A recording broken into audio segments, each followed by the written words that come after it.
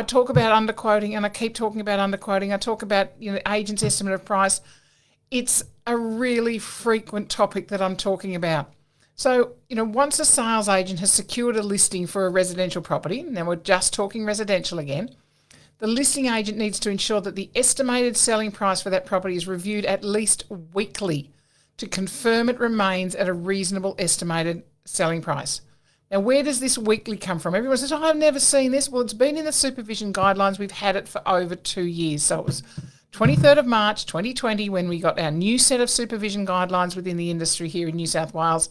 It states that, clause 6.5 clearly states that a licensee must ensure that the estimated selling price is reviewed at least weekly to confirm it remains a reasonable estimated selling price. Now, there's lots of ways. Now, you need to obviously prove that you've done that. Yeah, we looked at it. Not good enough. If it's not on paper, then you didn't do it in terms of somebody actually checking whether you've done it or not. So the easiest form of that is if you're giving a weekly report to your vendor, then put that into the report every week. We've reviewed the price, we've reviewed the feedback from people who've been through to view your property and inspect your property, and our determination is that the estimated selling price remains as is, and you put in whether it's 8 to 880 or 1.1 to 1.2. Whatever your range is or whatever your set price is, then that's what you say. You're leaving it at that. If you are amending your estimated selling price, then obviously you need to go down the path of using informing your vendor in writing that you're amending your estimated selling price, whether that's going up or down.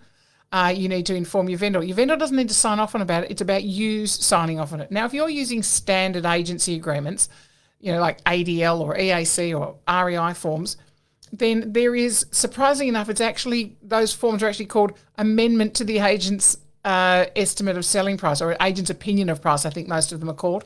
So use that form. You don't have to reinvent the wheel.